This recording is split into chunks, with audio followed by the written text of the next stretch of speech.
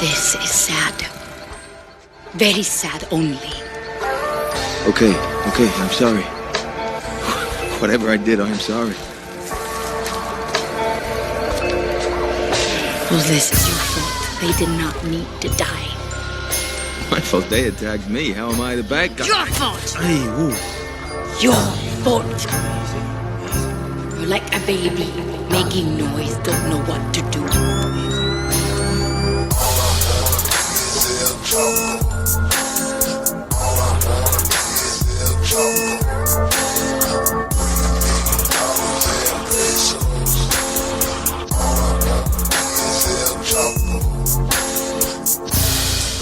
Okay, friends, we are back, and for today's episode, I think it's a continuation of the last one Matt, Felix, and I sketched out. And in that episode, our most recent one, if you go back and listen to it, at the end, I envisioned a scenario. I charted a course out of our sort of malaise, despair, darkness of living in a fading empire, choking out its last breath, with everyone inside, wondering when the COVID is ever going to end, and if we're ever going to have anything better. And part of that, the roadmap that I sketched out here, depends on analyzing a post-colonial text. A post-colonial text that, previously we have asked on this show, and others have too. What if Yoda was 6 feet tall and he smoked weed? What we will do for you today is posit the question, what if Yoda was 10 feet tall and interested in, instead of smoking weed, turning the arms, weapons, and technology of the Imperial Death State against itself in an act of revolutionary violence and oneness with the world and the environment and the World Tree. I'm talking, of course, about Avatar. And, we talked about it last week, and we were so moved by it that Matt, Felix, and I had to go back and rewatch Avatar and share that experience with you, because I do believe, like sort of like the words of Frantz Fanon, it does create, through movie magic, a popular, up until very recently, the highest grossing movie of all time, of which the point is basically that to become a real human being, you have to lay down your life in revolutionary violence against the state. So, to that end, we bring you Avatar, directed by James Cameron of the Dipset crew. Yeah, this is a movie I've talked about for a very long time, that every time I talk about it, people always go, I don't get this bit. Yeah, the blue guys were funny. I'm not kidding. And I think Matt and Will were kind of kidding. Yeah. Yes, I was. Absolutely. Before this, they were like, oh, yeah, the blue guys. I don't think they really knew if I liked it or not. But after this viewing, I have successfully Avatar-pilled them. Yeah, Absolutely. I am blue-pilled. We've been Pandora-pilled. I'm a blue man now. Yeah, I just want to... so, Avatar, it has a strange cultural place, right? Because it made... How much did it make in theatrical release? I have this in front of me right here. Hold on a second. It earned $3,537,000,000 domestically. A record that was only beaten by its disgusting tulpa, Marvel Adventures Infinity War. And... Oh, wait, I'm sorry. No, I fucked that up. I was like, what? $3 billion? Yeah, no. Sorry, it grossed over $2 billion worldwide. Right, still amazing. $700 million in the U.S. and Canada. Right. So this was a record that was only beaten by The Adventures. And what's weird about this movie is it didn't have the cultural purchase of The Avengers. Like, there's going to be no... You notice... I was thinking about Jamie Harrison. You know Jamie Harrison, the guy who ate shit to Lindsey Graham? Oh, yeah. Oh, right. I was thinking about how in his Twitter bio he says, fan of Marvel. No, I did not know that. No Democrat. And I thought all about the Democrats who are like, oh, we're like the Avengers, or even like Dan Crenshaw, who loves Avengers shit. It's just soy monoculture bullshit. It's the safe thing to like. No one ever did that with Avatar. But you know what they did do with Avatar?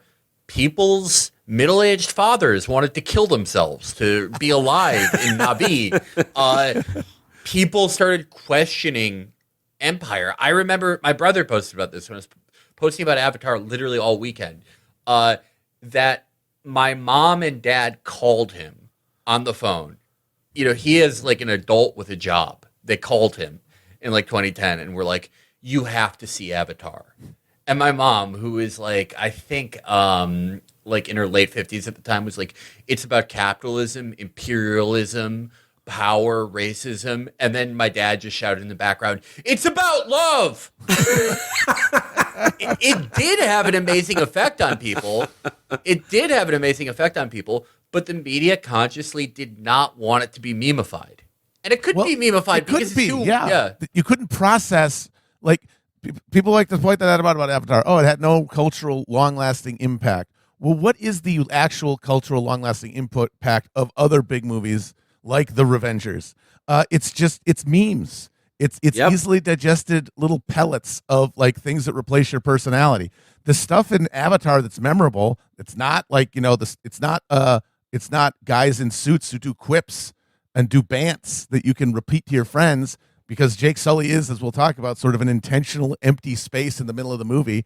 What the stuff that like is resonant, it can't be translated culturally, and so it just has to go away. Everyone saw it, and everybody fucking loved it when they were watching it, and they're lying if they say they didn't, because it didn't make that much movie. It didn't make that much money. A total new, not a licensed IP thing. Nobody saw. Everybody didn't see that movie and was like, that sucked. It's just that. Over time, as they, thought about it, and nothing could stick because there was nothing in the culture to like pick it up and turn it into anything. Yeah, and you can't see Avatar and love it and cry like I did watching again. I cried during parts of it. I never cry during movies or anything. I've cried twice in my life. Once when I was born, and the other time was when watching Avatar.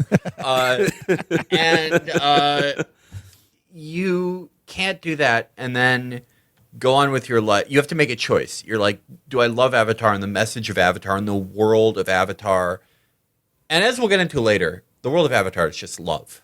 Yeah, we can live in Pandora, but and then go, Obama's epic. Obama, who's not pulling out of the Pandora district of Afghanistan. Can you like a Marvel, even, Avengers, for all their liberal peons, they're so Ken doll-esque, so shaved down, so smooth, that even a full-on reactionary like Dan Crenshaw can love them. But you can't do that with Avatar. You can't be like, I love Avatar and I want Tom Cotton to be president. No. But because both sides of the evil of Empire are represented as the bad guys in Empire in Avatar.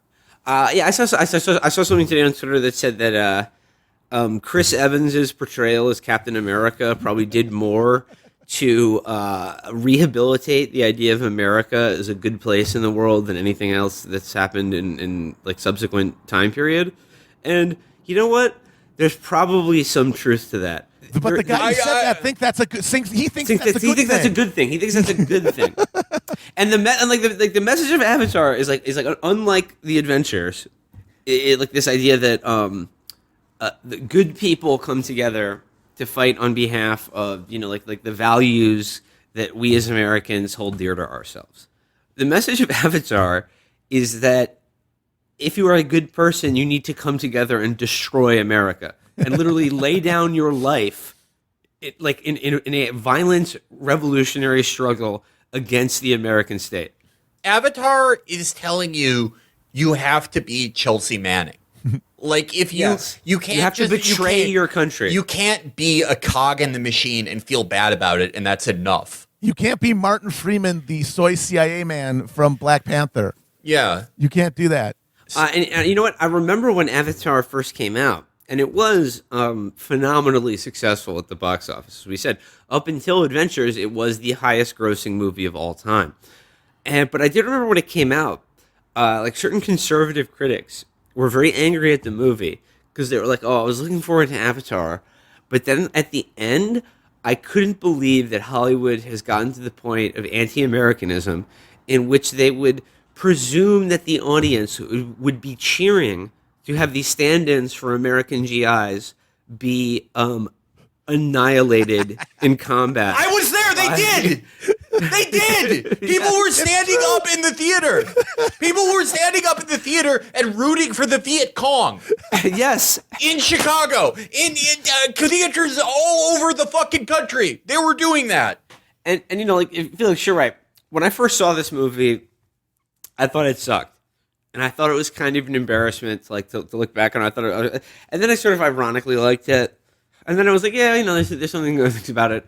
But yes, Felix, and James Cameron and his entire sort of canon of movies, which this very, very like fits into, you know, has convinced me that this movie is not just good, but maybe a masterpiece. Because like when I first saw it, I was like, oh, this is just Dances with Wolves. This is just a remake of Dances with Wolves or Pocahontas or something. Like, we've seen this story. Oh, like, you know, like the white guy has a romance with he falls in love with a woman from a different culture, and then like, oh, he sort of adopts it as his own.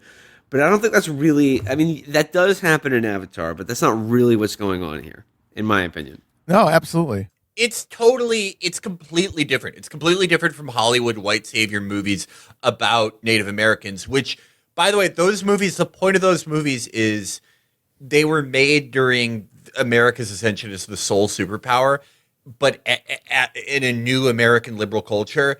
And that is to say that those movies were, no, we're the only superpower. We deserve to be. We deserve everything we have. But we did some bad stuff, and all you have to do is feel bad about it for 2 hours in an air-conditioned room, and then go on with your life. And you're a good person because you feel bad about it. And we'll throw in a bonus. We're gonna make one of the good guys one of you. We're gonna make him one of your fucking Scots-Irish idiot ancestors.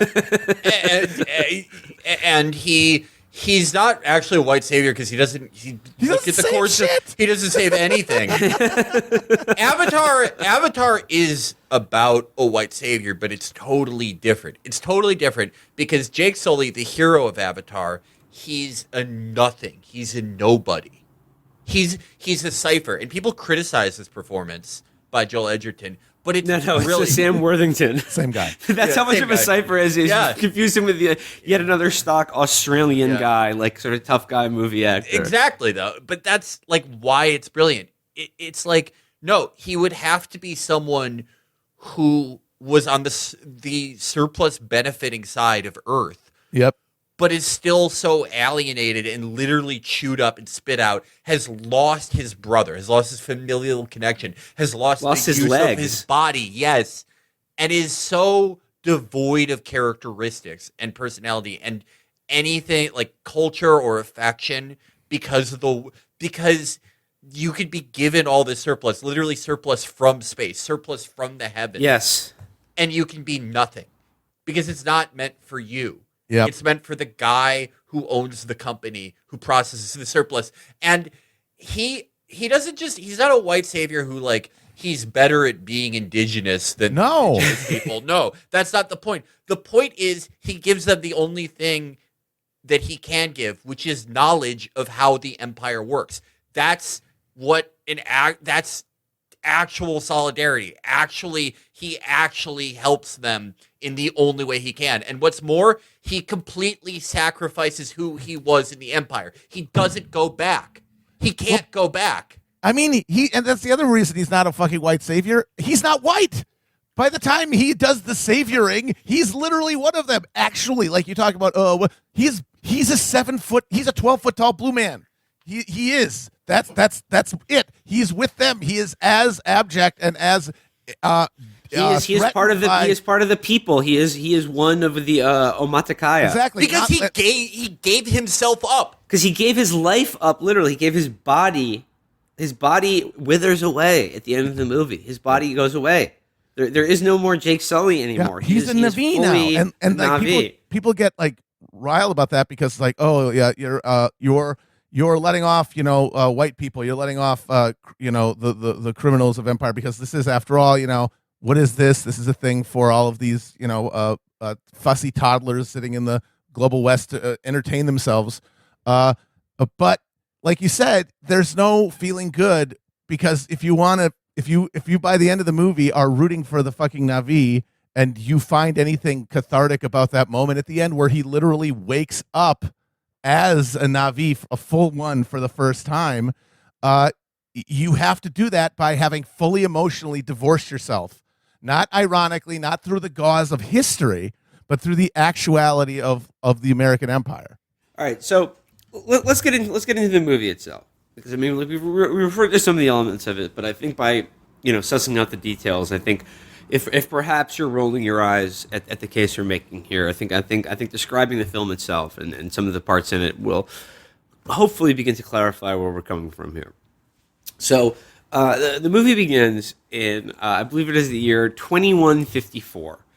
It is in a future in which we have discovered a resource-rich, densely forested moon of a gas giant planet in the Alpha Centauri system, and that we have been, because we have depleted all of Earth's natural resources, we have begun to mine this sort of Eden-like planet for a rare earth mineral, or rare Pandora mineral called unobtainium, that is now like oil, like petroleum on Earth, is like this sort of engine of our global economy, and like this is our new sort of extractive form of capitalism.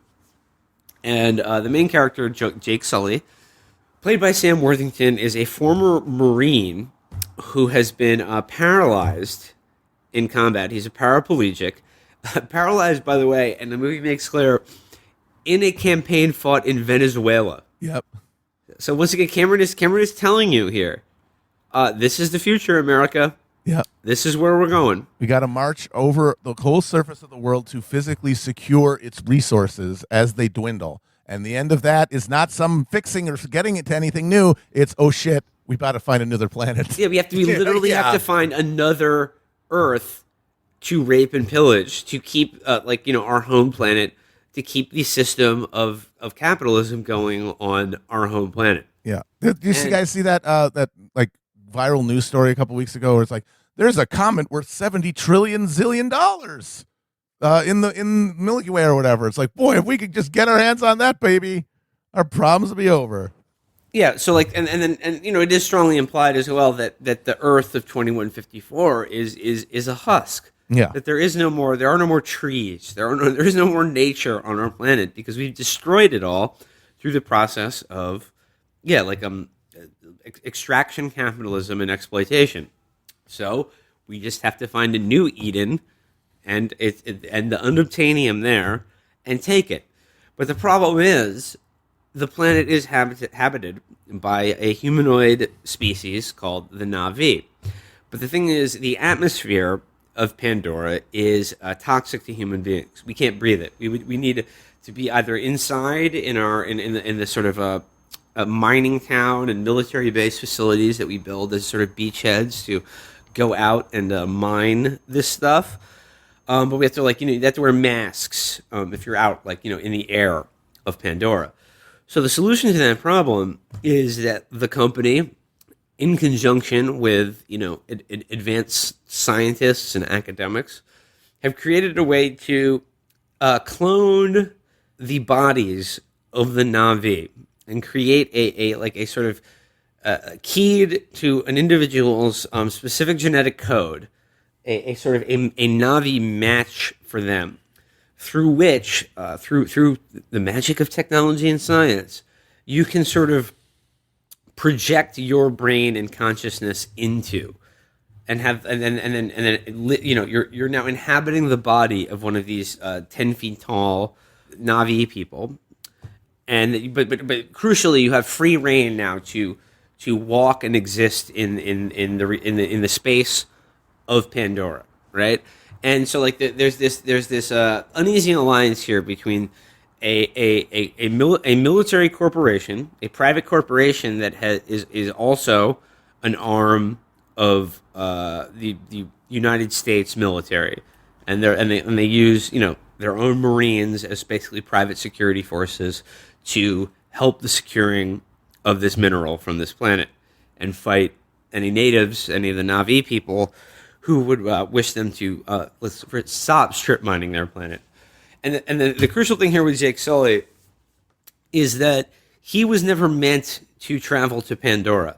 He only goes to Pandora because his identical twin brother Yes. was he was the egghead. He was the nerd. He was the guy who had spent his whole life training for this and studying Na'vi and preparing to inhabit his avatar on Pandora.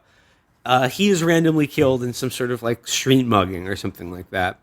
And because it's his identical brother, he has the same genetic code. And they've probably spent $1 trillion creating this fucking avatar body for him. So they're like, well, we're not just going to let it go to waste. If he's a suitable candidate, why don't you go? What are you doing here on Earth? He's in his wheelchair and his brother's dead. He's got not a lot going on for him. So put him on the spaceship, put him in cryosleep, 6.5-year trip out to Alpha Centauri. He wakes up. He wakes up from this 6-year dream and is now in a completely different world. And he gets off the shuttle. He rolls out there. Initially, he meets the head of the Avatar program on Pandora is played by Sigourney Weaver. She is Dr. Grace Augustine, and she is kind of pissed that she has to deal with with the right guy's idiot brother, who she views as just a grunt and a moron, but she has to do it because he's the only one that can inhabit this body that, like I said, they've probably spent $1 trillion cloning and growing in a vat. And to Felix's point earlier in the episode here, Sam Worthington. I'll say that again, Sam Worthington. see if that pings anything Jason in your Clarke. brain. I'm sorry, no. No, Jake Sully, Sam Worthington. John Courtney, what? I'm sorry. Who is just about he's sort of like the beginning of the character select screen before you add any attributes. Yes. That is Sam Worthington as an actor. He is the default protagonist from a video game. And the thing is, he's not a terrible actor. It's not like the performance is really grating. It's just he doesn't have any personality or charisma or really anything about him that connects with you or feels memorable, or it's just and again, it's just who the fuck is Sam Worthington? Why this guy? And that always pissed me off about the movie, because I was like, who is this fucking Zero? I mean, T2 had Arnold Schwarzenegger in it. You know what I mean? Aliens had fucking Bill Paxton, Michael Biehn, Paul Reiser, Sigourney Weaver. You had these great characters that you remember and you root for and you want to be like them. But I think when Felix pointed out to me that because Sam Worthington and his character Jake Sully is such a cipher, I think that is actually intentional on Cameron's part. In that, like you said, he is a nobody. He is the type of person that America produces. Mm-hmm. Yep, and that's in opposition to the protagonist in the Marvel movies, where he's literally a superhero, but he sounds like me. He makes the same references and has the same cultural palette as me. All of the stuff that this just the shit that's I've picked up while rolling through life, like a fucking like a hot dog going under the refrigerator. It being reflected back to me literally out of the mouth of a fucking man god. And so it's it gives you this idea. Those movies get culturally sticky and get memeable because they're telling the audience, hey, look at you. Whereas Cameron's yeah, this is you, dude. This is you. Yeah, you're boring. Yeah. you don't have quips. You don't have bands. You don't even have powers. Yeah. You're just a guy who fucking got blown up fighting for his country, and he says this in the first intro voiceover, even though the technology exists to yes. cure paralysis, he cannot get it because he it's doesn't have too enough money. expensive. Yeah. Yes. No, that is a very interesting and telling detail of this. Is that Cameron does not miss a beat. Like he's like you might think, over a century in the future where we've mastered intergalactic travel and terraforming of other planets and shit, we can't cure a spinal injury. Yeah. And he's like, no, we can, but only rich people can obtain it. Yeah. No, that's what I love. I saw someone the other day point out how it was Yasha Levine, how science fiction writers, in their depictions of the future, they do not depict poverty. Mm-hmm. Like it's just like we lose the will to do that, even amongst we lose the will for brutal surplus and misery, even amidst other evil traits. And he pointed out that Philip K. Dick was one of the only writers who would detail that, who would That's detail brutal class oppression, even in a future with inconceivable technological advancements.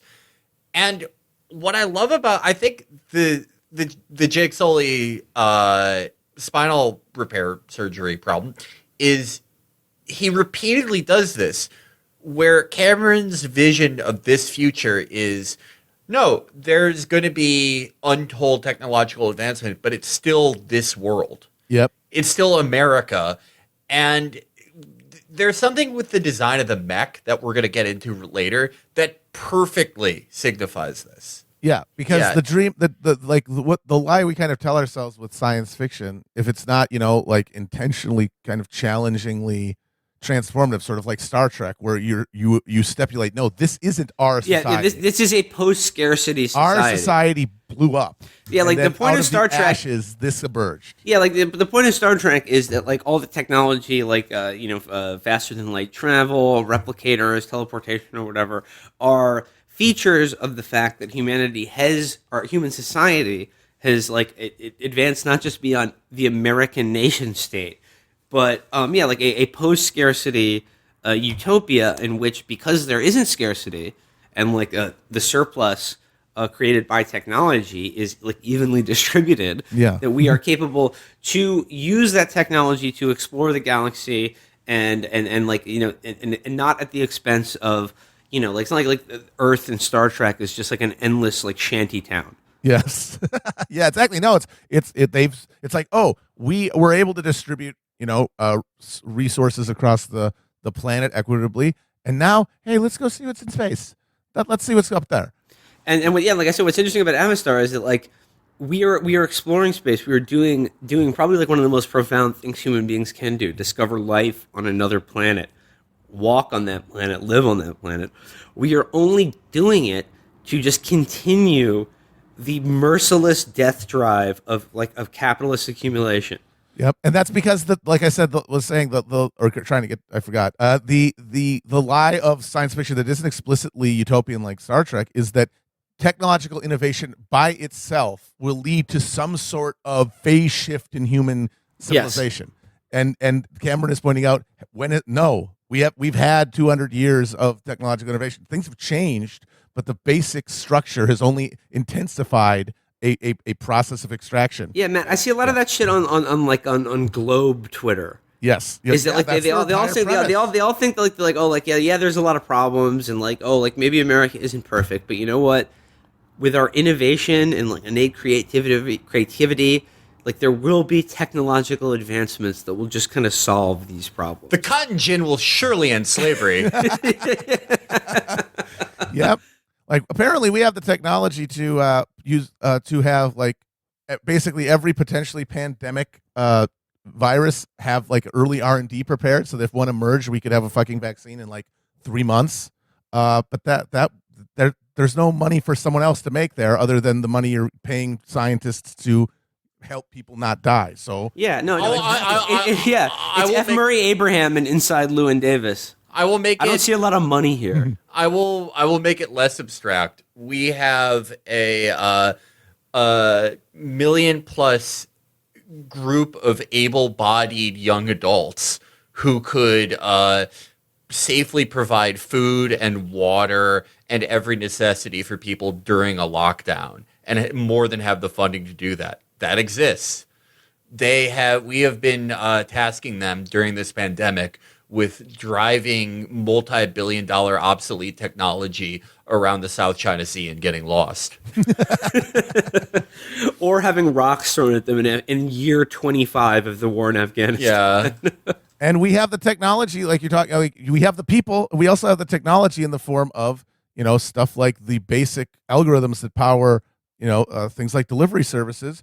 But those only exist to lose money for giant speculative fucking venture capital firms that are pretending that they're going to build a fucking driverless cars or whatever, and are literally just pouring money down a giant toilet that ends with them getting a giant glass cube home to live in suspended animation in forever. Okay, so now we bring up another character that's important to the movie.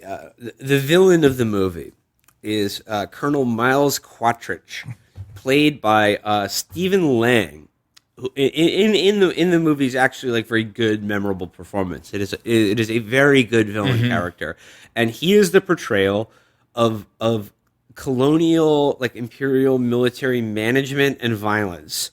And he is a former jarhead, just like Jake Sully, who is now in charge of security for this private corporation.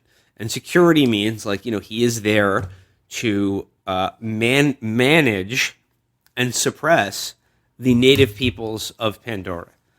And he's just sort of a swaggering, like scar-faced, like hard-bitten. He is someone who is hardened by the frontier, and he gives this spiel to all the people when they first arrive on Pandora, where he's like, "Make no mistake, everything outside that wall wants to kill you, and it is my job to keep you alive. I will not succeed. Look to your right, look to your left. One of those people is going to be dead in the next 6 months." Dental school is very difficult. I expect a third of you to wash out. A lot of people like when we're trying to make fun of Avatar, they will point out that the first thing he says is, "You're not in Kansas anymore," and they roll their eyes. That's a fucking cliche. What do you think this asshole would say to those guys? That's how those assholes talk. That's how every fucking jarhead that goes on to start a racist coffee company, they're all like that. Like, the tagline to all their coffee is like, "This isn't your gay dad's coffee. It has pork in it, so Muslims can't drink it." How about that? Yeah. They're all in the corny. coffee commercial, when they're firing a minigun at a bag of Starbucks coffee, they'll just say shit like, "Say hello to my little friend." Yeah. Because that's how their brains work. So eventually, Jake Sully gets to port into his avatar body. And the first thing he does is, the scientists are like, no, you have to lie down. No, your vitals are spiking or whatever. And he just feels his toes move, and he runs out of the building because he's experiencing for the first time in a long time mobility.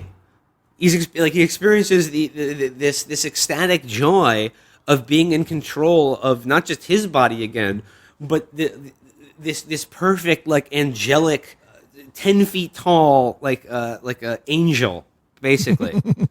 Yeah, he's reborn. He has capacities that Earth. Remember this: capacities that the Earth Society is preventing him from using. They took his legs by sending him to get blown up in Nigeria or whatever. By the way, all the countries they talk about them fighting in are ones where there's oil.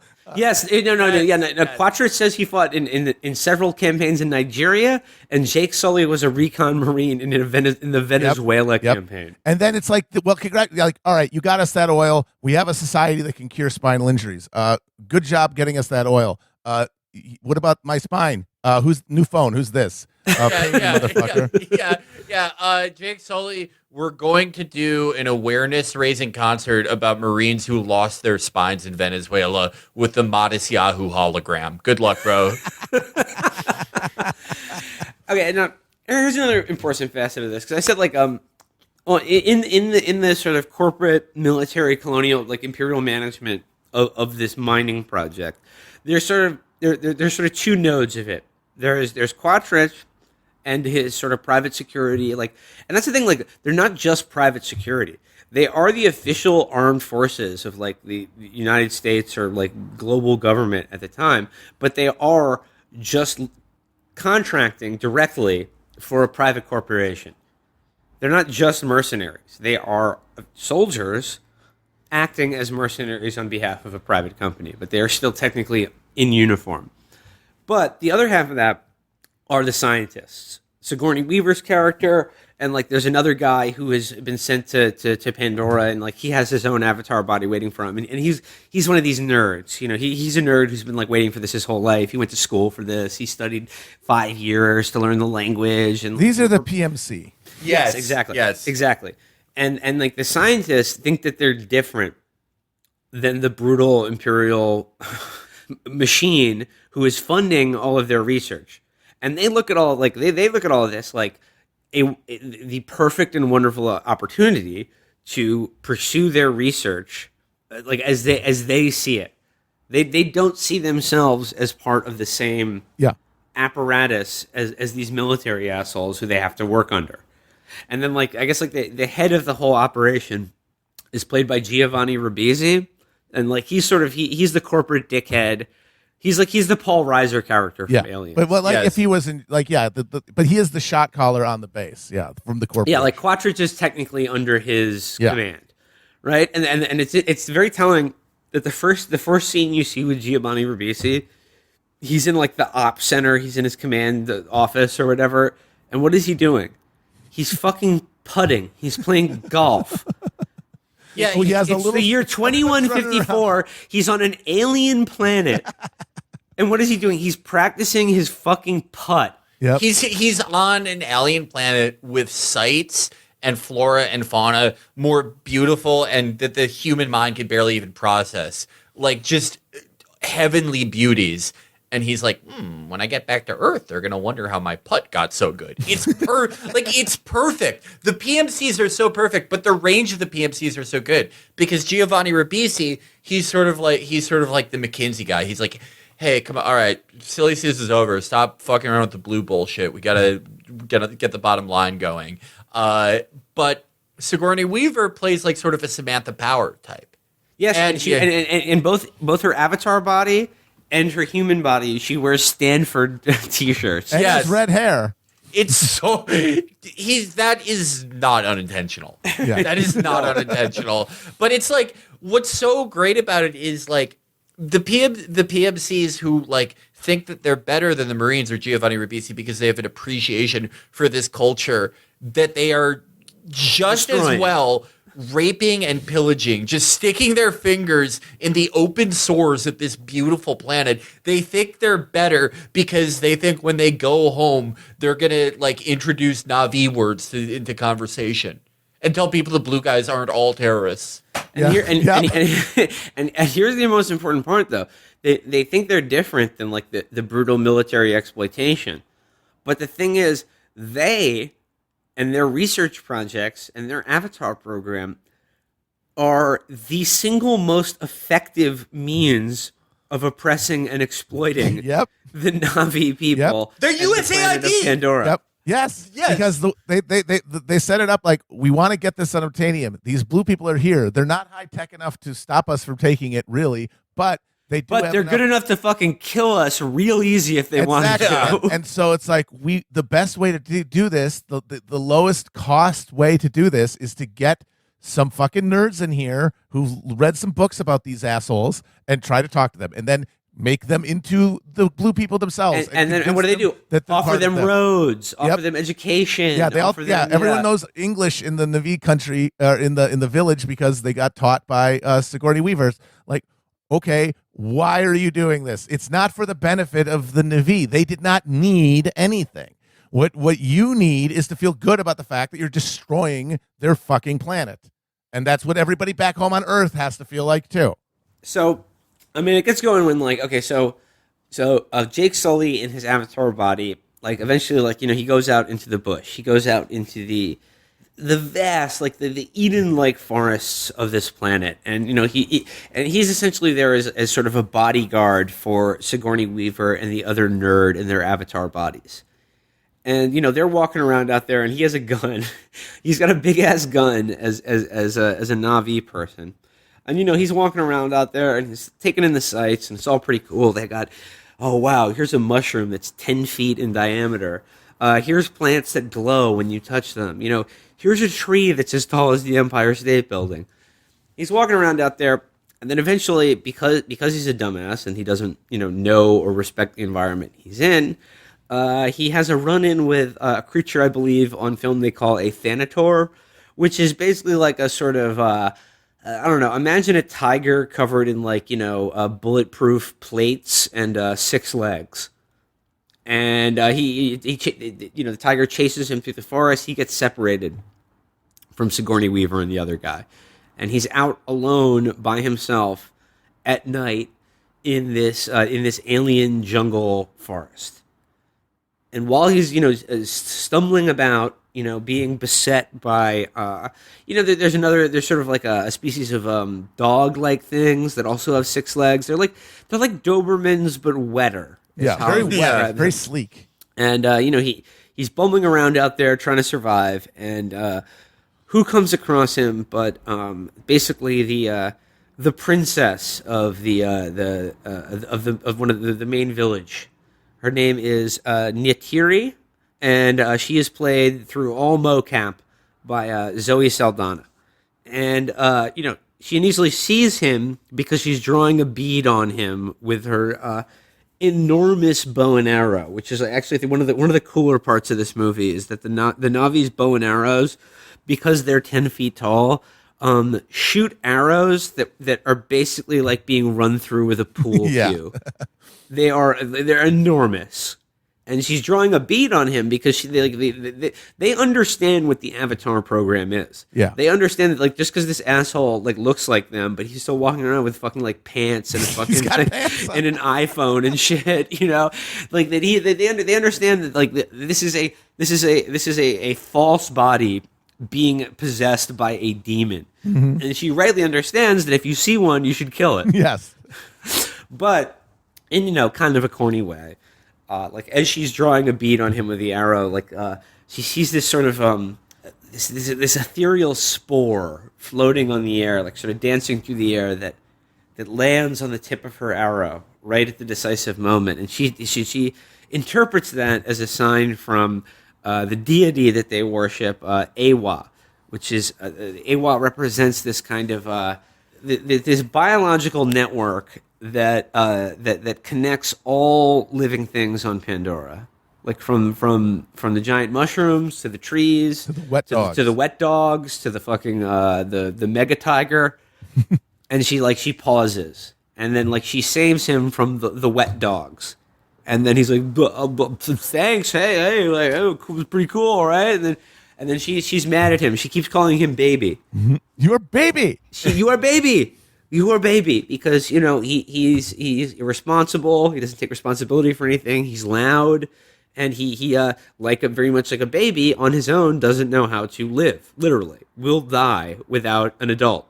So she decides to become his adult, and then there's another scene where the same sort of ethereal, angelic world tree spores, dozens of them, sort of just jizz all over him. Yep. And they cover his whole body, and she's like, "Oh well, I mean, shit. If the first world tree jizz wasn't a sign from God, then just them gangbanging this fucking moron. There's something here, right?" And in a classic, as I've mentioned, a sort of Pocahontas, Dances with Wolves style narrative, she sort of adopts him as her own, takes him back to the village, and sort of brings him before her mother and father, who are sort of the village elders, the leaders of this tribe. Her father is the chief, and her mother is the high priestess, the spiritual leader of their tribe, of their community. And the dad wants to kill him, rightly, correctly so. But the mother does take these sort of signs and wonders from the world tree seriously, and basically says to her daughter, "He's your responsibility now.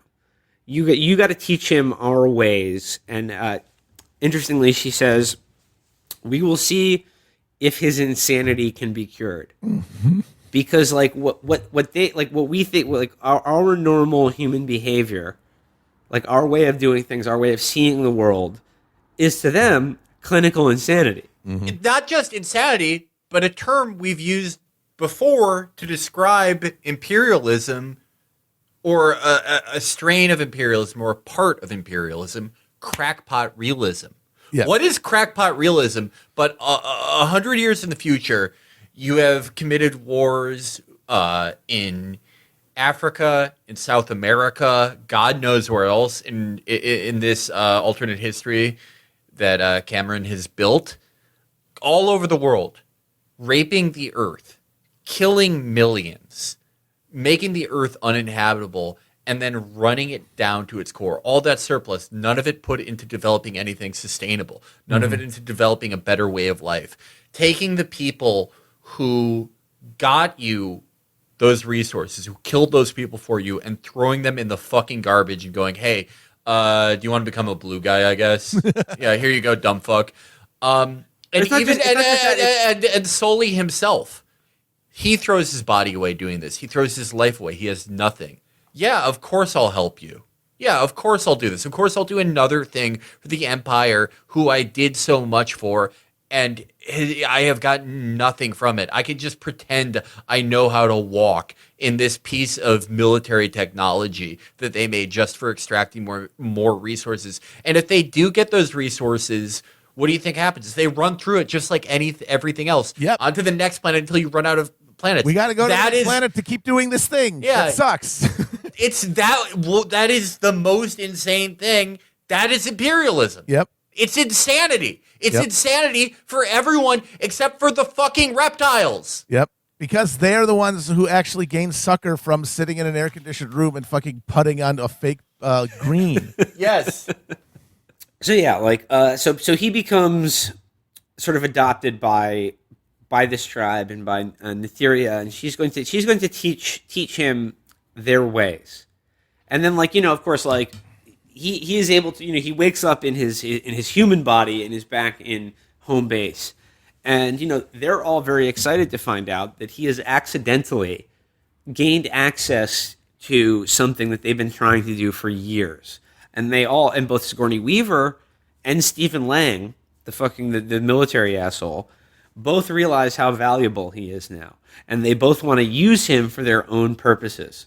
Sigourney Weaver, so that like he can be shown things about their biology, their culture, and the way they interact with their planet that she's been trying to figure out, and then this idea of this like I said, this biological network that is like the whole planet is like a brain, and like every living thing is a neuron in that is connected to a larger whole. So they have this like not just a spiritual understanding of this like holistic vision of the environment, but a literal one.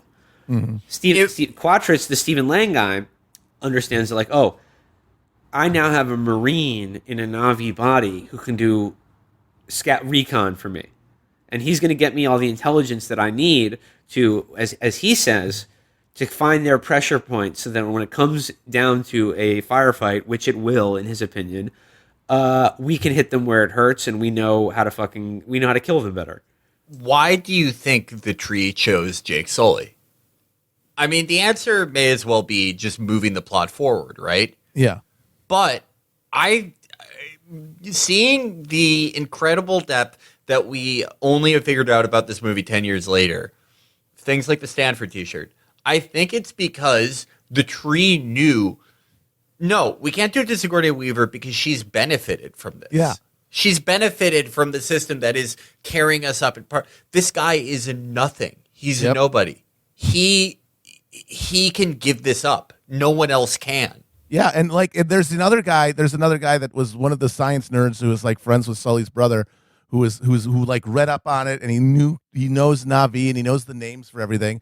And when Sully gets picked, he's like annoyed for a long time. But also, he couldn't get picked either. Not just because he benefited, but because he thinks he knows. And the reason that she picked Jake Sully more than anything is that he was baby. Mm-hmm. Yes, he's baby. He could be trained. He could be deprogrammed.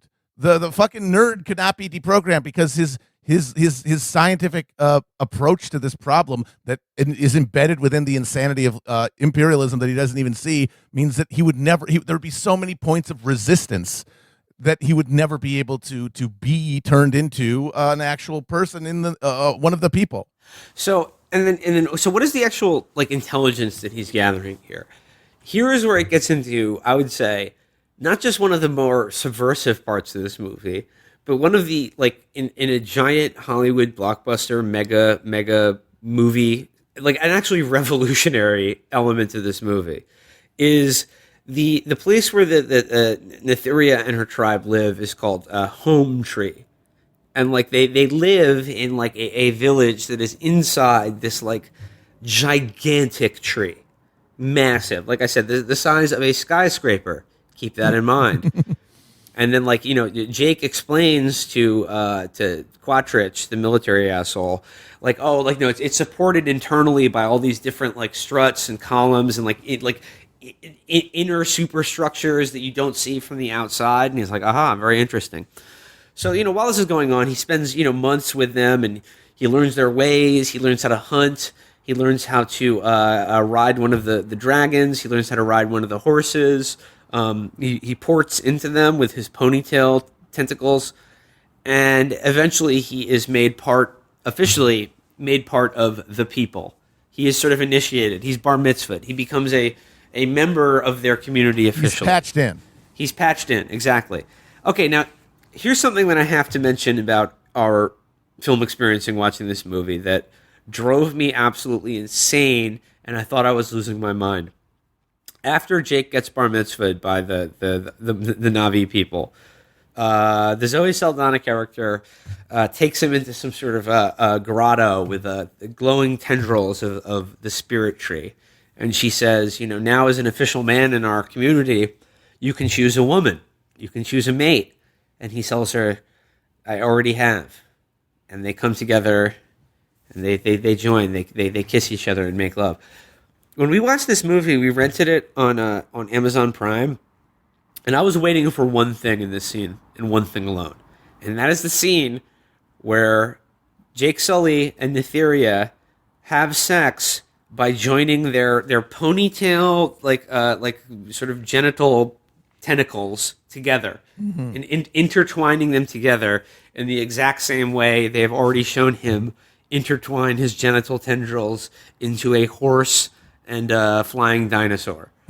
Yeah, but that did not happen in the Amazon Prime version of this movie we watched, and I thought I was losing my mind. We had just talked about on our last episode, that was like a major feature that we were laughing about the movie. One of the weirdest parts of this movie is that the Na'vi's sexual functions and their basically beasts of burden are physically penetrated and but the same way. That's how you drive a car, though. The Amazon Prime version of this movie retroactively edited that scene out. Yeah. And I swear to God, I thought I was losing my mind because I remembered that vividly when I first saw this movie in the theater. You want to talk about evil? You want to talk about empire? Jeff Bezos or whoever, or like Fox or whoever put this fucking movie out, knew that people made fun of that element of this movie in the past, and they edited it out of the movie without telling anybody, thus creating like this fucking Mandela effect, gaslighting effect in my brain where we had to look it up online to find out that it had been fucking changed. Yes. It's evil, demonic. Yeah, I think Bezos personally probably took that out. Bezos probably hates this movie has to be like, it's totally against what Jeff Bezos wants and his designs of the world. He's Giovanni Ribisi. He watches that movie. He's like, you know what? If he did some more workflows, this never would have happened. I have to believe this is his personal evil. And one thing Bernie can do during the Biden presidency is call hearings about this. Yes. Jeff Bezos, who's named his planet-eating company after the fucking the Earth Pandora that we are in the process of annihilating completely. Yes. Yeah. He's fucking bragging about it. While we are recording this episode, a piece of Earth's Pandora, the size of the state of Connecticut, has just been burned by cattle ranchers in Brazil. And he loves it. That's fucking reptile. The picture of him eating that fucking iguana, man. The picture, He that is one of the knows. most evil pictures I've ever seen. God damn it. It's like, No, well, but why I are mean, you like- doing this? Why are you doing this, Jeffrey? Why are you just creating human misery by the boatload and creating a wealth that is inconceivable and unusable by you in any meaningful sense? Well, I get to eat a lizard. I get to do cannibalism in front of you, and it's It's just fun. It's just a slight digression, though. I mean, like, this is one of my greatest fears about like the degradation of our culture and like the corporate domination of every facet of our life is now that all art is like streaming and that like nobody has it like physically. They just have access to a library that they like, oh, everything's there, it's great, like, you know, I don't have to worry about, oh, where's the DVD, or oh, do I put this in my Discman or whatever.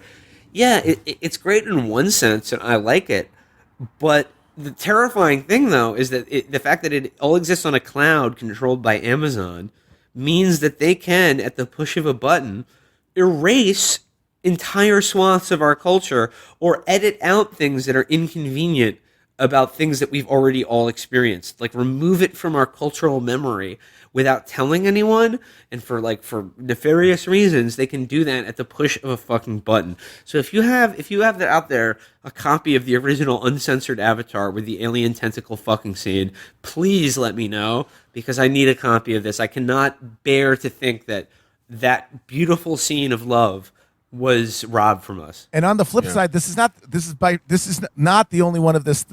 The only movies that this is true of. If you watch the Nicolas Cage Wicker Man on Amazon, the one scene that everybody wants to watch in that movie, where he is screaming about the bees, No, the bees! cut out. Yes, they removed it entirely from the version of the Wicker Man that you can rent on Amazon. I guess because like those things are cringe, and we can't have anything cringe. Everything has to be smoothed over and like digestible, and nothing could be too like earnest or weird or embarrassing or cringy. Because if everyone is pursuing not being cringe or consuming cringe, then they're guaranteed to only absorb the most like flavorless mush. Because that's the only way you can guarantee you're not going to encounter something that's going to maybe hit you the wrong way, maybe make you feel embarrassed in some way, and we can't have that. Everything's got to be a smooth, just content orb that you just put a fucking entertainment pellet that you swallow. I mean, it is not inconceivable that, I don't know, 5, 10, 15 years down the line, if you go to rent Avatar on Amazon, you want to show your kid, hey, this is James Cameron's movie, changed every blah blah blah. These Chapo guys, they really put me onto it, and you'll go to rent it, and they'll like the movie will have been with computers just made into a different movie where Giovanni Ribisi is the good guy. Yeah. Yes. Yeah, Yes. where when they show up, that he introduces themselves to the Cadets, and instead of saying you're not in Kansas anymore, it's like, it looks like Pandora happened. If you see any 7 feet tall Smurfs, say hi for me. Yeah. He like starts a charter school for Na'vi children to join the mining company, and then the movie ends with him saying Bazinga. Remember, Black Panther literally ends with a goddamn opening charter schools. Yeah. Yep. Yes. Yep. No, this is like, man, they have made it harder to pirate than ever, and they have never given you a greater reason to pirate. Absolutely. All right, so back to the film itself.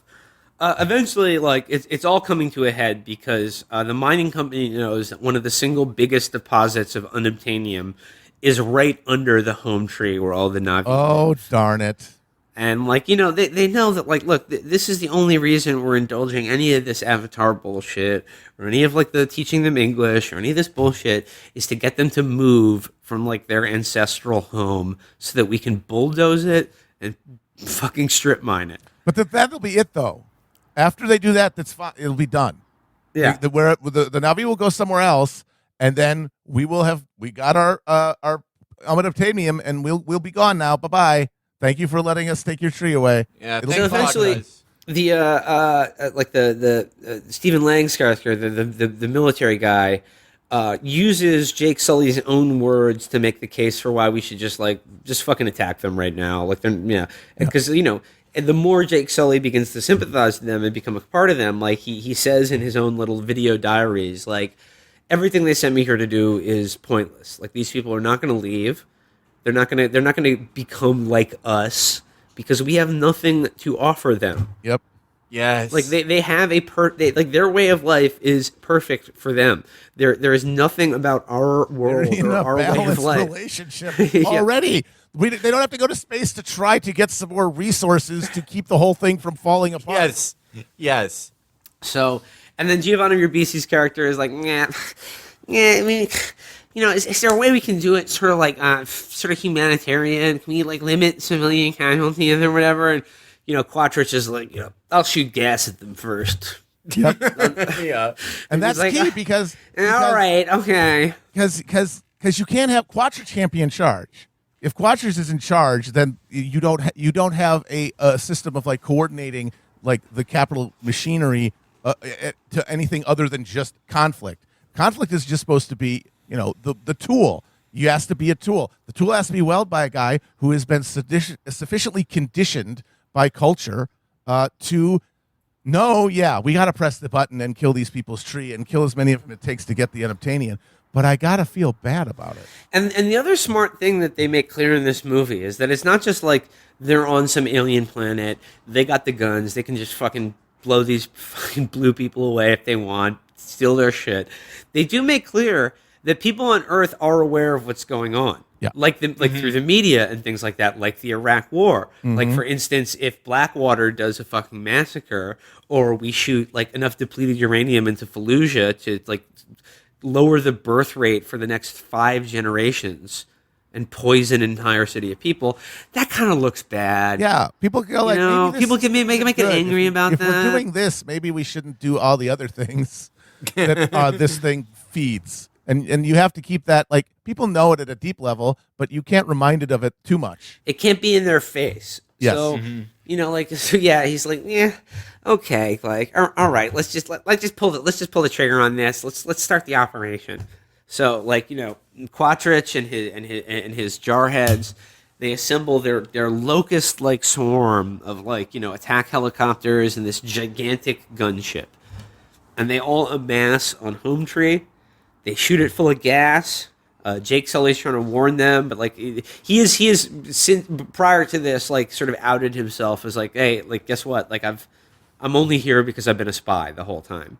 Oops. And they feel a little pissed off about that. I mean, the girl he just had sex with is just like, it's essentially like one of those what? like one of those guys who infiltrates like Antifa and then like has a girlfriend. And then gets her pregnant or something. Yeah. Which, by the way, cops are legally allowed to do. They love doing it. They insist.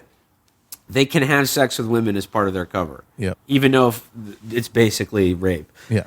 Anyway, so So then, like, there's an amazing scene in this movie, and even when I first saw it, I didn't really like it. This scene really stuck out in my brain, and this is what I'm getting, like, not just subversive, but actually, like, potentially revolutionary. They shoot gas into this giant tree, and then they're like target the inner superstructure of the tree, and they shoot incendiary missiles into the base of this giant tree, and this, like I said, giant skyscraper tree full of Na'vi people collapses and implodes into itself in a gigantic cloud of smoke.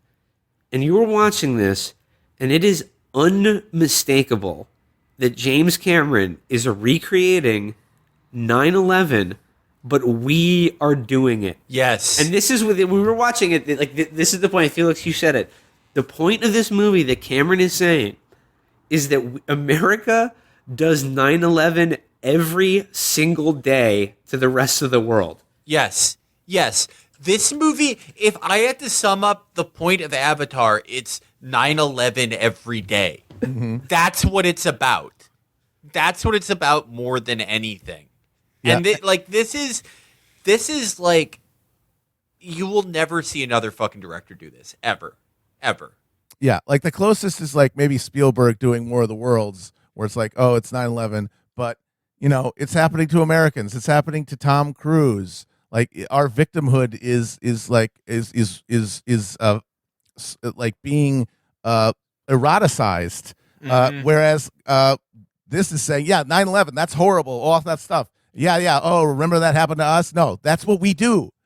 That is what we do. We're the and 9/11 doers. We're the There's a- 9/11 doers. There's a great scene where Quattrich is the Muhammad Atta of this operation, and he's overseeing it all, and he's in the cockpit of this giant like gunship, and there's a great little detail where he's just sipping coffee. He's just sipping his coffee, and he's like, "All right, commence firing." Takes a little sip. It's just like the casual banality of just him getting on with his day as he's about to like fucking nuke this like the home, but also this this gigantic beautiful tree. It's the World Trade Tree. I swear to God. Yeah, yes. So that happens, and and then Jake is, of course, his human body is incarcerated back at the military base for betraying the Marines for going native, and then along with Sigourney Weaver and the other science bitches.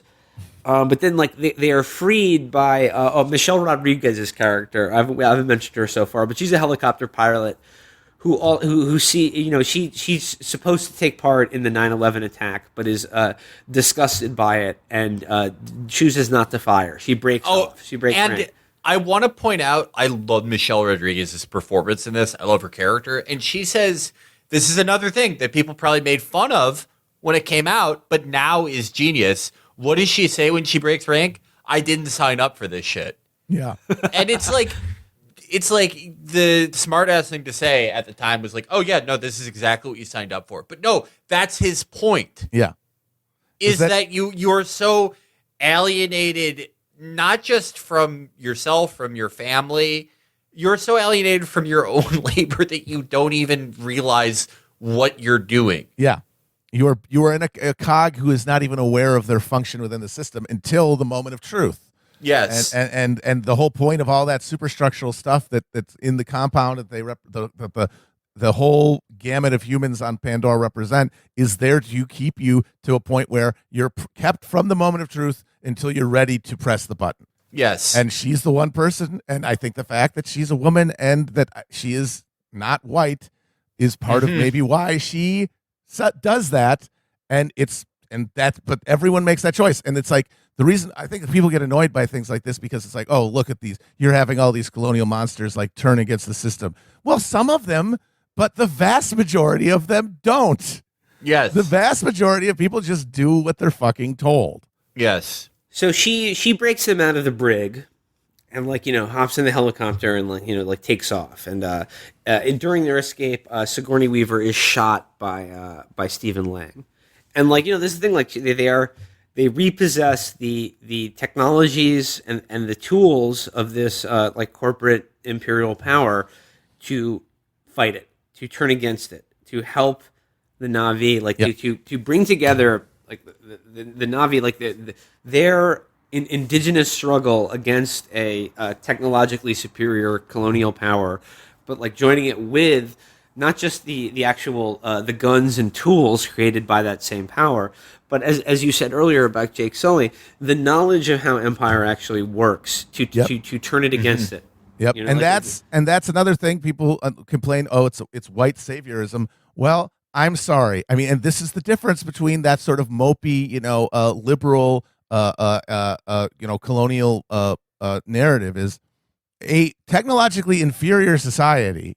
If it is opposed by a unified, technologically superior society, is going to lose every time, because the guys with the technology, they might be insane husks, but they're insane husks that can press a button that makes us that gives them the power of, in one of them, almost every one of the other less advanced technological societies. They will lose unless they can get the button pushers to stop pushing the button or turn the button on the fucking actual people who are making everything or driving the conflict. That's only that, that's white saviorism, whatever, but that's actually solidarity and cooperation just across a culture, not within one. And that is what we can't recognize, and what our culture kind of teaches us to act like cannot be transgressed. That was Cameron's real sin with this movie, ideologically, was suggesting that no, you actually can be different.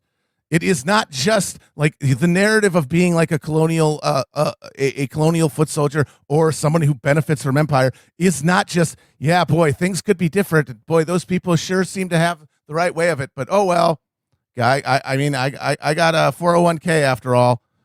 That's the realism. That's the capitalist realism embedded in like all the racial pessimist narratives that people react to, and what they are comforted by, and Cameron by saying no that border is permeable and that makes people uncomfortable because that really is the only potential liberatory connection that could be made.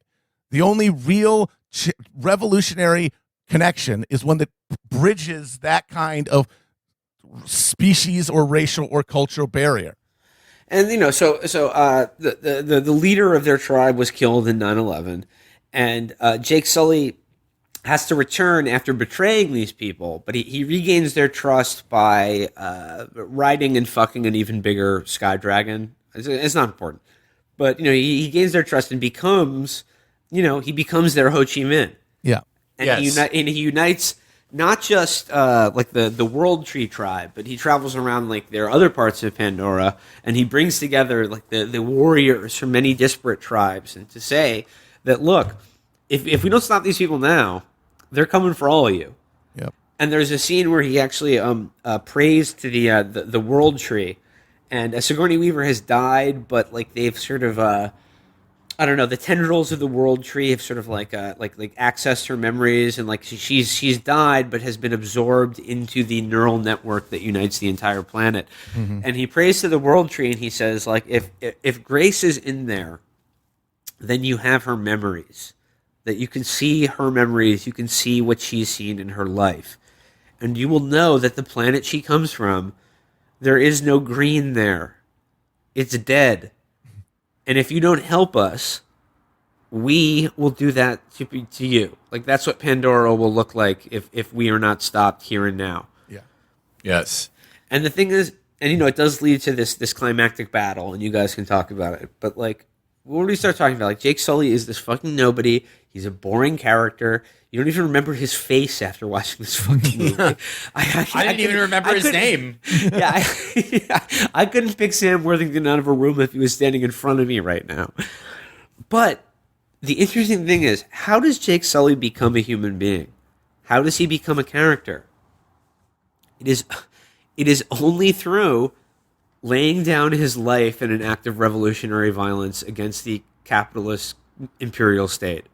Yeah, like that's his actual, like, he doesn't, because he's still in the avatar body and in his human body, and it isn't until he, like, drives the humans off that he is able to become just of Na'vi.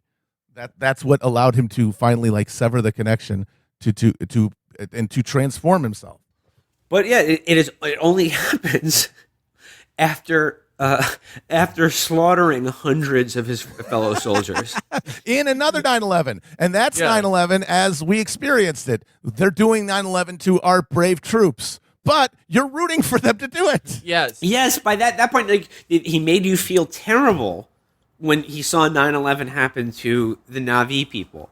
Then he makes you feel elated when they do it to us. Yep. Yes.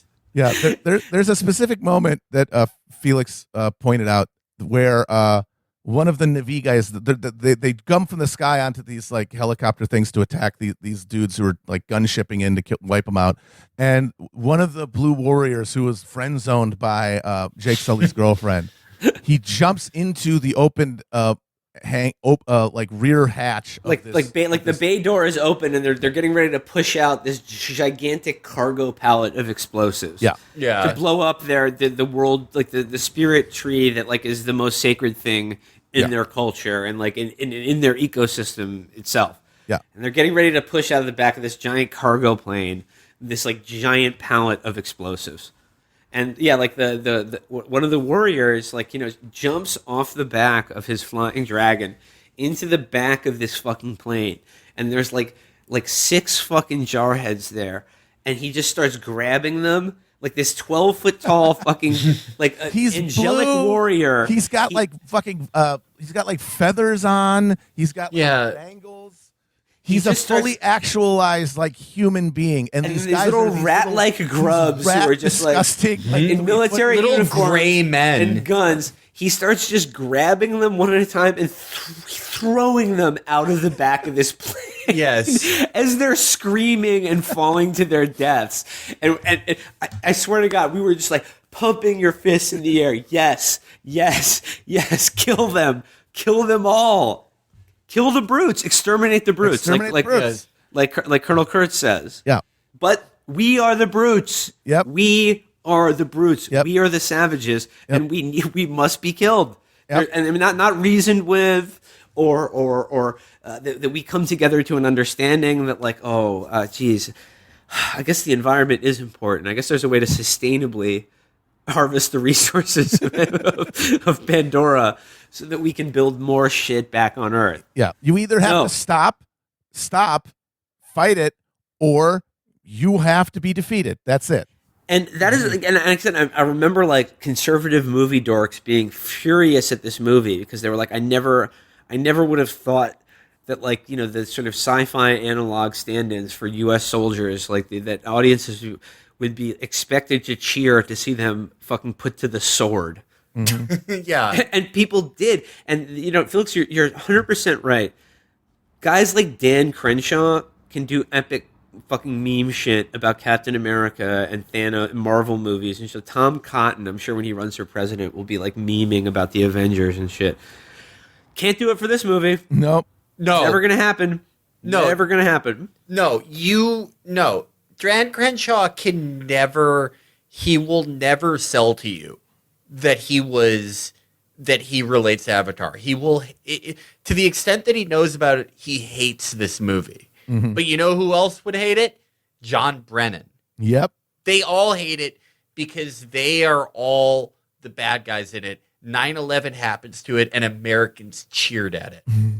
That is why We were the people dancing in the street in New Jersey.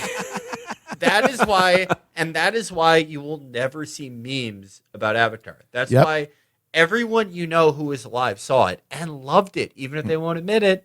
I definitely did. And then here's another part of that, and this is a very important part of it, is that James Cameron, unlike all the people who have like created this new hegemonic blockbuster theatrical experience, which it's gone for now. We'll see if it comes back. Hint, hint.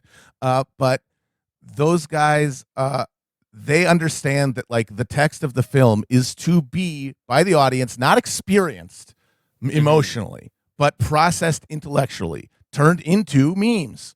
Like maybe you cry because you see all of your super friends together in one shot or whatever, but that's literally just hitting your nostalgia button. Like, hey, Yes. you remember when you read these when you were a kid and you thought life had meaning and you weren't and everything wasn't going to suck. Remember how happy you were when it turned out Spider-Man wasn't dead? Yeah, exactly. Because Like, you it's pure convinced cynicism. yourself that he was dead and we'd Yeah. never see Spider-Man again. Yep. And then And when it he was- came back, you were really happy. Yeah, like that's the only emotion in them. Like the emotion in Avatar is comes from the experience of watching it, and that if you saw it in the theater, man, with the 3D, it's the best 3D I've ever seen in a movie because it was shot by James Cameron on 3D cameras that he fucking designed. That he designed, like, and that is the other He amazing thing about designed- Cameron, yeah. is that like every movie he does, like, and Avatar is a perfect example of this, and like, you know, we've shitted on CGI effects in movies before, but James Cameron is really the only director I can think of that invents the technology that didn't prior exist to do the thing, to fulfill the creative vision that he has in his head. And if it doesn't need to be done with computers, he won't do it. But with something like Pandora, like what the vision that he is hoping to achieve needs to be done digitally. Yep. And he needs to do that by creating new technology. And I'm sorry, Avatar is the only movie I've seen probably since Terminator 2 that has meaningfully moved the ball forward on special effects technology. Yep. Yeah. And what was it done? What did everyone else do with it? Hey, they paid more for this 3D ticket. Well, let's just take a bunch of piece of shit movies we were already shooting in 2D, convert them afterward to 3D, which means that the screen, it's literally darkens the image and makes it harder to watch. And then we're going to charge them twice as much for a ticket. Yeah. That is, I think, like the final thing we want to get to about this movie is Cameron isn't just an amazing director. I mean, he's up there with Spielberg. I think they're about equal levels of talent just as filmmakers. Cameron writes all his own material. This is all original material by him. He's not taking History Channel bullshit and turning it into slop that makes you go support the war in Kosovo. He's not doing that. But not just that. If it wasn't already amazing enough that he creates Terminator after a food poisoning nightmare he got, he invents technologies. Yeah. He doesn't just invent technologies and use them and changes cinema and expression, but he commands armies of people, 50,000 people working on something, like billion-dollar budgets, and he commands them flawlessly. Yeah. He earns everyone's respect. He's not like an exacting prick. He knows exactly what he wants. If he sees you painting a set piece, he coincidentally has read 10,000 fucking pages about like polymer painting and is going to show you the way to hold the brush right. And he'll be right. Yeah. There are so many stories I've heard from film people about Cameron on set that he knows exactly what every one of the 10,000 people on that set are doing. What everyone's job is. Yep. What leader in America is like that? Yeah, no, nobody has any. Everyone has the most narrow aperture of knowledge. Which the more power you have, is the more removed from the actual thing it takes to do what you're directing. The more it's just like some fucking PowerPoint shit you learned in college, and not the actual like, hey, what are we doing here? Why? What are the actual like component processes that make up this project? No, I was like, oh, wow, well, there should be we want a funnier, the Smurfs. Can we have the big Smurfs? Can they have a Nike swoosh on the back or whatever the fuck?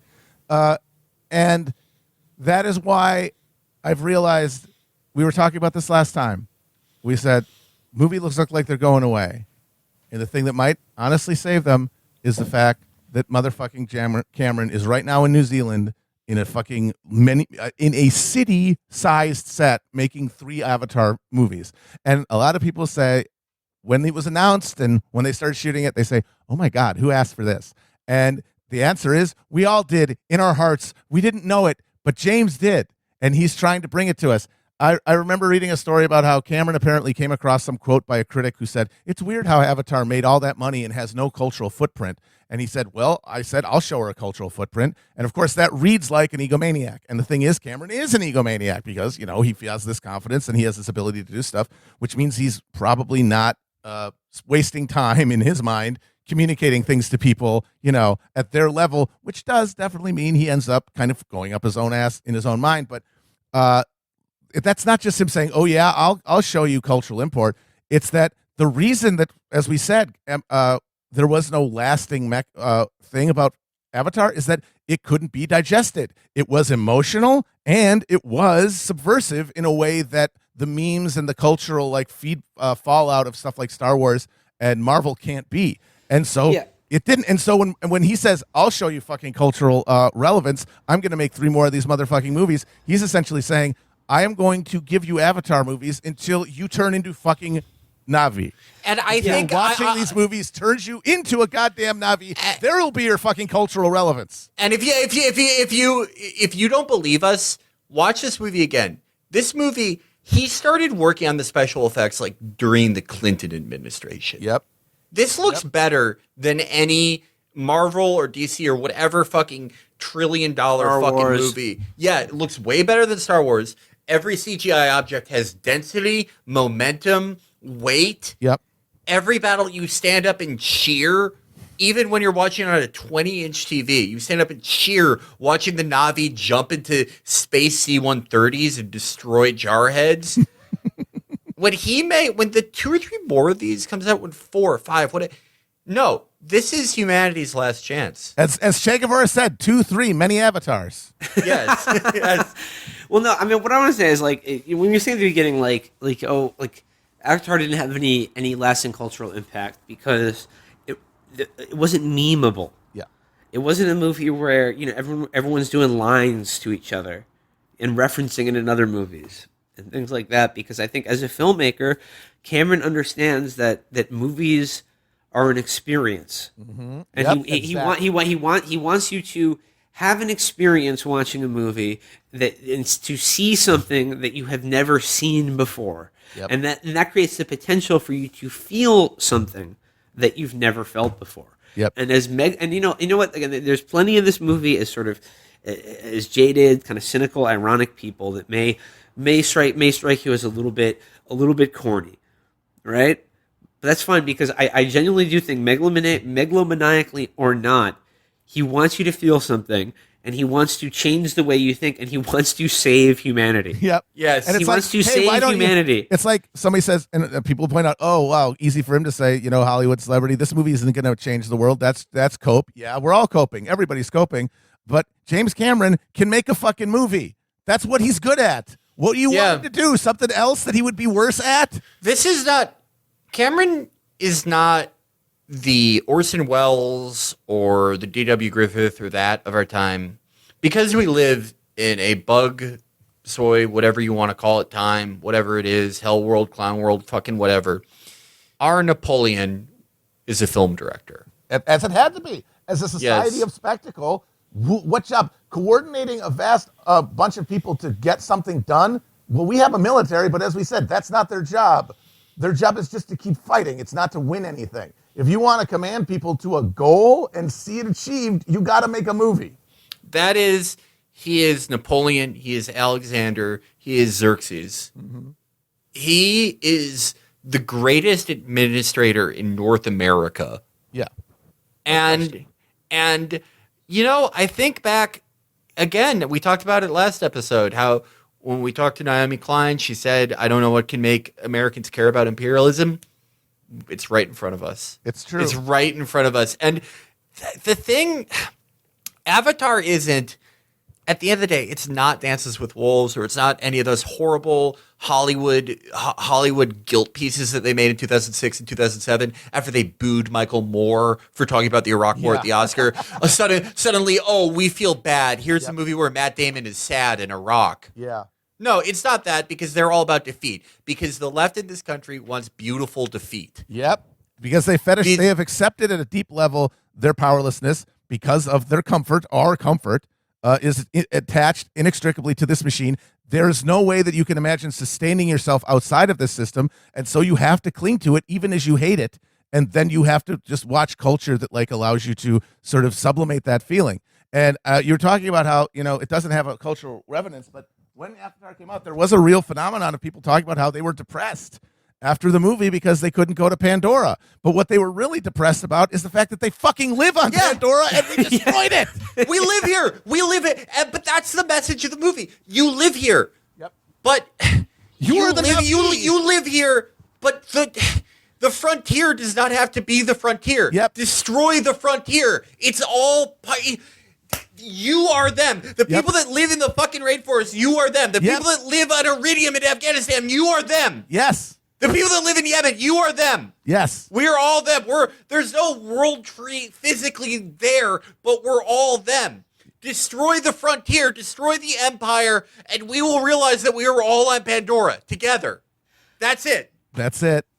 That's it. However, if I could offer just one critique of the plot and the vision at the end of this movie that doesn't land quite right for me, even though I understand why he did it.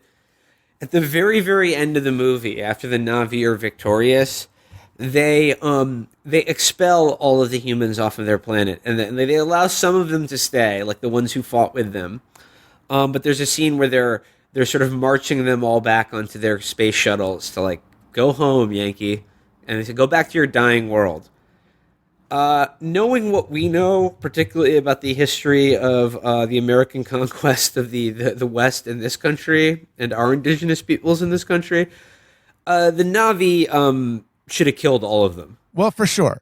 But I will say, but about that, another answer to the question of who asked for this. This movie really need a sequel. Well, no, I mean there isn't a fucking post-credit sequence where Giovanni Ribisi gets back to Earth and there's a Na'vi guy with an eye patch gonna create a new fucking show to watch. The movie you watch is actually just a commercial for another movie, Psych. But like just narratively, as an Earthling, as one of the people from the dying planet, that okay, they're going to come back and kill all of them, unless Jake Sully and the Na'vi are able to turn enough of us into them to stop it. And I got to think that that's what these movies are going to be about. These movies are, I hope and I think they're going to be about the concept of obliterating the frontier. Yes. Yep. Because all this stuff, especially even the most like critically praised, like, post-colonial narratives, they all reify the frontier at every point. They say that because you're in a different society, because one is an extractor and one is an oppressed person, there can be no like human connection there. And it's like, well, yeah, as a matter of the mechanistic outcomings of people's relationship to the means of production, that's true. But God damn it, you're also a fucking human being. And the only hope we have is that individual human beings, enough of them in a chain of reaction, have a literal change of heart, are able to transform themselves from within. Turn the dying planet into Pandora, turn themselves into the fucking Na'vi. That is the only shot for humanity. Yep. It's not, the only shot for humanity is that hundreds of millions of people have a change of heart. Yep. It's not going to be people feeling like bad about themselves. And of course, the main thing that's going to make this happen is not going to be a movie, obviously. No, obviously not. We know it's going to be literally people in their workplaces, number one, and in their families and in their communities, like building connections and relationships to each other that awaken within them an understanding that, oh shit, like these things that I thought I had to put up with because there's no other way to organize a society except chasing after the fucking carrot at the end of the stick that the banker is holding over your face. No, there's actually a way for us to conduct our affairs equitably. There's a way to distribute surplus justly if we acknowledge the common humanity of everybody within our group, and those groups expand. And, if that's going to happen, one part of it is going to be people having experiences, not just in their lives, but in their entertainment realities. And if there's going to be a hope, it's not going to be because Avatar, if we save the world, it's not going to be because of Avatar, obviously. But I do feel like if there are future textbooks of like the bad time and how we got through them, there will at least be like one page, about Avatar. Oh, in the middle of this thing where the empire was like eating itself and going insane and its last throes of like colonial madness, the biggest movie was about how the machine was a diseased freak that needed to be put down. Yeah, and all other movies were about how the diseased freak has a human face and is in fact good and your friend. Yep. They were about enough empowerment zones among the Na'vi, enough midnight basketball on Pandora, and you'll be able to achieve this synthesis where you never break down the barriers, you never change the relationship of exploiter and exploited and oppressor and oppressed, but everyone's nice enough everyone's accepted their lot enough that there doesn't have to be a lot of that horrible violence. You don't have to have the mean guy with the scars shooting people because everybody has essentially conditioned themselves to accept it. I just think like what makes Cameron interesting and different and an auteur is more than any other like big budget blockbuster, enormously popular artist. His films, whether it is The Terminator killing an entire police station full of cops, whether it is the T-1000 literally being a cop, whether it is the Colonial Marines and aliens being washed out, immediately washed and totally unprepared for the alien force that they face, or whether it is a Na'vi throwing fucking Marines out of the back of an airplane as you cheer ecstatically. James Cameron in his movies really does portray in a way that is entertaining, in a way that kind of like, gets through under your natural defenses. Exactly. That America is the bad guy. Yep. We are the bad guys. When you see a movie and there's like it's the Empire in Star Wars, or it's Thanos, and you see the evil conquering forces in movies that are fought by good people, that is America. Yep. And why is that? Partially because Cameron is a fucking Canadian. Yes. There is another thing. Pretty much all his movies are about the evil of America or the American Empire in one way or the other. But I think one thing his movies are positively about, all of them are about motherhood. Yes, absolutely. Yes. Yeah, Yes. and how that is like motherhood and like nurturing is the antidote to the psychosis and the violence and the inevitably, as you said, the inevitably self-defeating and annihilating violence that will destroy the whole thing itself. Like that's the big thing is that Cameron is pointing out these systems are terrible, but it's not like, oh, it's so sad that they're doing that, but I guess they're just going to keep doing it forever. No, There's something embedded else. within it. It will be destroyed. Everyone will be destroyed. The only antidote is the opposite of that. Is motherhood, is nurturing, is community. Yeah. I would love to get into T2 and about how it's about motherhood, but this would be a 4-hour episode Yeah. then. I think we'll have to save that for another time. Yeah. I think we should. I think we should wrap it up here. Yeah. And I will close by saying, to all of the Jake Sully babies out there listening, and I include myself Absolutely, in we that category. are. We're all Jake Sully's. We are all baby. We are all Jake Sully babies. We see you. James Cameron sees you. Yep. This is Chapo Trap House signing off From Pandora. from Pandora. Where you live too. Yep. Bye. I see you.